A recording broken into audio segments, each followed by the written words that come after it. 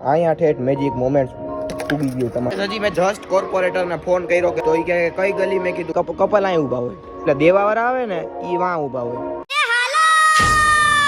Hello મિત્રો, રામ રામ બધાને, welcome back to another blog. સ્વાગત છે તમારા બધાનું એક નવા તાજા ફ્રેશ બ્લોગમાં. આજના બ્લોગની શરૂઆત થાય ક્રિકેટથી. અત્યારે અમે રમીએ છીએ ક્રિકેટ ને ઓલા કાલુની થોડી ફાટી રહી છે, કારણ કે ઓલા ગલુડિયા મસ્તી કરે ને એમાં કાલુ કે મારી મસ્તી કાં કોઈ નથી કરતું. જો કાલુ સિક્સ મારે છો જોઈ લે. કાલુની તો બેદરકારી છે. ઓકે ગાઈસ, તો અમે થોડીક ક્રિકેટ રમી લઈએ, પછી આપણે પાછા બ્લોગ કન્ટિન્યુ કરી. ત્યાં લગી તમારું કામ કર્યા રાખજો, સબસ્ક્રાઇબ ને લાઈક કરવાનું. Bye bye guys, love you all. તો મિત્રો અત્યારે વાગી ગયા 9:15 ને ભાઈ કાલ રાતે મારી કંઈક કિસ્સો થયો, સાંભળજો.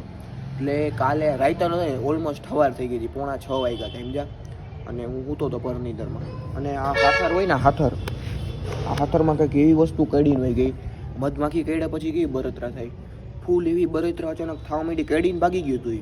અને પછી કોઈ મને અહીંયા ભરતું હતું, મેં કીધું કાં શું કડ્યું છે. પછી નીંદરમાં ખંજરતો આમ કરતો સૂઈ ગયો. પછી ઉઠીને જોયું, મેં કીધું લાલ તો થયું છે ને કે કડ્યું છે. તો લાલ નહીં કાંઈ નહીં, હાથર હતો ને એવો ને એવો. હું નીંદરમાં વિચારું, મેં તો કાંઈક ઝેરીલું કાંઈક કડી ગયું છે. તો ઉઠું તા મેં કીધું ઝેર બેર ભરાઈ ન જાય શરીરમાં. કાંઈ વાંધો ન આવ્યો, કાંઈ ચાંબુ બાંબુ થયું નહોતું. પણ કોણ જાણે શું છે એવું બધું. પીછોરીઓ મારું મમ્મી કહે છે, કીધું એ છે. આવું થયું કાલની સવાર પેડે ઓલમોસ્ટ 5:45 વાગ્યા હતા. ગજબ થઈ ગયું. મેં કીધું ઉઠીને હું ગયો, સાંબુ બાંબુ થયું કે સાંબુ બાંબુ નહોતું થયું. ગજબ છે એવો મારો હાથ રહી.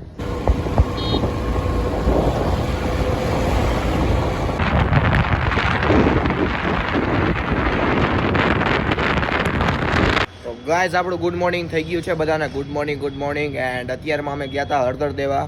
તો ભાઈજી રસ્તા બગડ્યા, માં કસમ યાર. વોટ માગવા ટાણે તો બધા એવા રખડતા હતા ને, અને ત્યારે રસ્તા કોઈ બગડ્યા તમે જોવો ને તમને ખીચ ચડશે કે ભાઈ ક્યાં જવું જ નથી. એટલા રોદા ભાઈ, એટલા રોદા. ને એક તો મારી ગાડીને જમ્પે ફેલ, તમને ખબર હે ને. કંટાળી ગયો ભાઈ હું તો ભાઈ, રસ્તે ગાડી હાકીને. આમ જવાનું થાય ને આપણે કઈ બાજુ, આંબાવાડી બાજુ, એટલે તો એમ થાય કે જવું જ નથી ભાઈ, એટલા રસ્તા ખરાબ. શું કરવાનું જોઈએ. બાકી આપણી ગાડી ચકાચક હતી, તો જાંબામાં કંઈક થઈ ગયું ગદનું. તો મિત્રો અત્યારે જાઉં તું ડાપણ દાઢ દેખાડો. તમને ખબર ન હોય તો કહી દો ભાઈ, મને હે ને ડાપણ દાઢ ડાપણ બહુ કરું ને હું, એટલે ડાપણ દાઢ ઘરની એવી દુખે મને. ઘણો ટાઈમ થઈ ગયો, એટલે મહિનો દીધી એવું થઈ ગયું છે.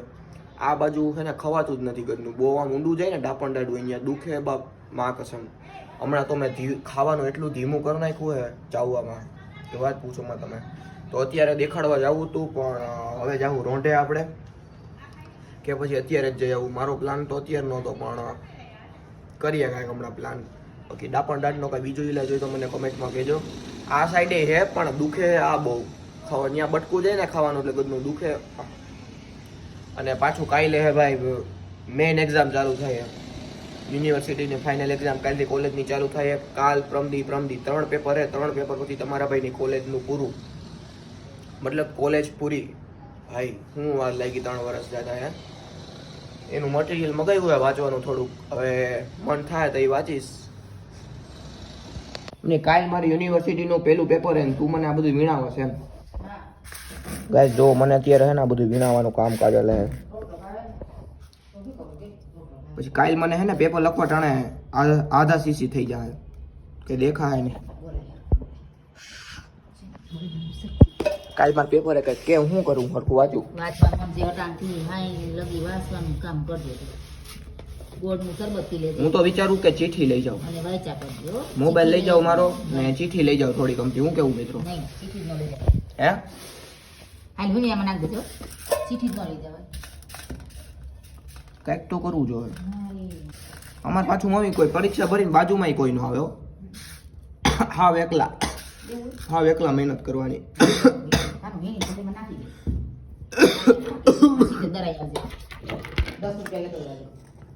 હું કઈ નવી બાય હોતી હું દહીણા ધરાવવા જાઉં. હા અમે જો મિત્રો જાહેર અને બાજરીનો રોટલો ખાઈ. તમને લાગે ન લાગે ને? હવે આમ ભેરવી દેવાનું, અદરી નાખશે બાજરા વાળું. પછી ડન વર્ક ડન. હું કામ કરવાનું મારે કેતી જાય એટલે ભૂલાય નહીં મને. કપડાં હકેલવાનું બધે. પછી કપડાં હકેલવાના, પછી વાંચવાનું. કપડાં હકેલવાના, વાંચવાનું, દહીણું મૂકવા જવાનું, પછી હજી કાંઈક બાકી છે. વાસણ ચડાવી દેવાના. એવા કામ કરવાના છે મારે. મને તો ઓલી બનાવી દીધી શું કે ભાઈ ઓલી કામવાળી બાઈ.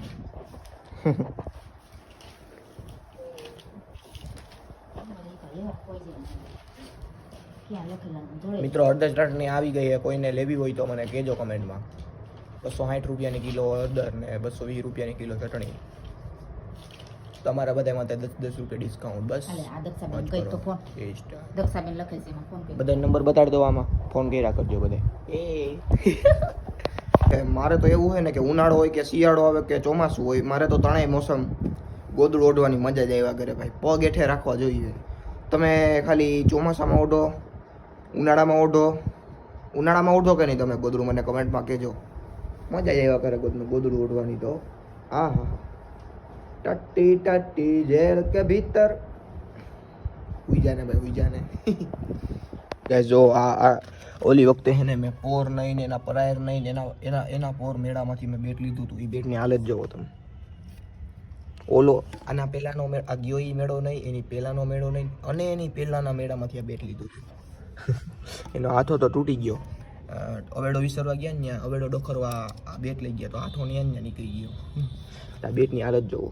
આ શું હશે ગદનું?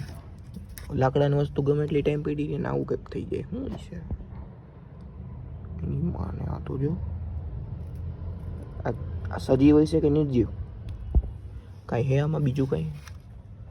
ઓ જો પ્રિતેશ પટેલ, પ્રિતેશ બાપુનું બેઠે. આ પ્રિતેશ બાપુનું હે ને. લીંડા જેવા કંઈક ચોટી ગયા ગદનામાં. શું છે આ? કાળા કાળા શું તો ટપોરા. ગાઈસ ઓલા ગલુડિયાનું ઘર પલાર દીધું મેં એટલે ઠંડક તો રહે. જો તબેસ નબેસ કરી દીધું કારણ કે ભાઈ હવે એ ગદના હોતા જ નથી આમાં. આ હું જોઈ લ્યો આમ જોવો. અહીંયા ઠેઠ મેજિક મોમેન્ટ્સ ઉગી ગયું તમારી યાર. હજી કોર્પોરેટરે લાઇટ નાખી નથી. વિચાર કરો તમે. હજી કોર્પોરેટરે અહીંયા લાઇટ ફિટ કરાવી નથી. સમજી લ્યો હવે આ કે હવે આને પાછો જ ફોન કરવો છે કે હવે તો લાઇટ નાખી જાઓ મારા શેઠ. અહીંયા એક લાઇટ ફિટ કરવાની એ એક કરી નથી જતા. અને એની વાહ અમારા ચપલા જોવા પડે. કોકના ચંપલું છે. મેજિક મોમેન્ટ જો તો મેજિક મોમેન્ટ છે કે વુમેન્સ ને મોમેન્ટ છે ભરવા. હવે ગદના હે ને ખુલ્લી બાટલીઓ નથી નાખી જતા. હવે આ કેમ નાખી જાય ખબર? આવી બાટલીઓ જબલું હોય ને કાળા જબલામાં બાટલી પેક કરીને પછી અહીંયા નીકળતા જાય ને ઘા કરતા જાય. ગદના એમ ઘા કરતા જાય. એટલે હવે એમ ખુલ્લી નહીં તો આમ જો આજે એક કાળું જબલું પડ્યું છે એમાં હશે લગભગ. જોવું તમારે માધર તો ગદ નહીં આમાં તો નથી. 2 દી પહેલા ક્રિકેટ રમતા હતા ને તો અહીં કાળું જબલું પડ્યું હતું હલાવ્યું તો એમાંથી આવડી બાટલી નીકળી નાની. અને ત્યાં ચપલું ઘર લગી પૂગી ગયું. માધર ગજબ છે આ બધા પીવા વાળા. તમારે ઘેરે રહીને પીવો ને કોકની ગલી હું પીવા આવો મળી આવો. ક્યાંક ઓલું ગલોડિયું થોડુંક ટીપું એક પી જાય તો હેરાન થઈ જાય. એ બદમાં પીવો હે દાવીઓ પીવો એમ કહું તો એ હું તું જ જો તું જાને. હજી મેં જસ્ટ કોર્પોરેટરને ફોન કર્યો કે ભાઈ ગલીમાં કંઈક લાઇટનું કરાવી દો ને મેં કીધું કેટલા દી થયા તો એ કે કઈ ગલી? મેં કીધું પટેલ સમાજવાળી ગલી. કે આ ઓલી રાખોલિયાવાળી ગલી? મેં કીધું હા એ ગલી. મેં કીધું કેદી થાય? મેં કે 4-5 દી હજી ખમી જાવ ને. મેં કીધું તમે જોવો ને. મેં કીધું લાઇટ વગેરે ગલીમાં શું કામ હાલે છે કે આ મને ખબર હે કે બને એટલું વહેલું કરાવી દઈશી કે વધી નહીં કે 4-5 દી ગોબરી જાવ. મેં કીધું કાંઈ વાંધો નહીં. ખોબરા ભેગા ખોબરા. હવે બીજું તો શું કરી શકીએ આપણે? વાટ જ જોઈ શકીએ. બીજું તો કાંઈ થાય એમ નથી આપણાથી. હજી અહીંયા 2 ચપલા અહીંયા પડ્યા છે. જો હું તમને કહું બધે હે ને અહીંયા ઓલું દેવા આવે ને એ ક્યાં ઊભા ખબર? હું જોતો હોય બધું નિરીક્ષણ કરતો હોય. આ કપલ હોય ને એક કાંઈ કપલ અહીં ઊભા હોય. પછી ઓલા દેવાવાળા આવે ને એ વાં ઊભા હોય. વાં કોઈ જાય જ નહીં. જો વાં ખુલ્લા ખૂણે લાઇટ હે ને એટલે ગદના ન્યા જાય જ નહીં. અહીં લાઇટ નથી ને એટલે અહીંયા અંધારામાં બધું કામકાજ પતાવીને એ કામ વયો જાય ને એ કામ વયા જાય.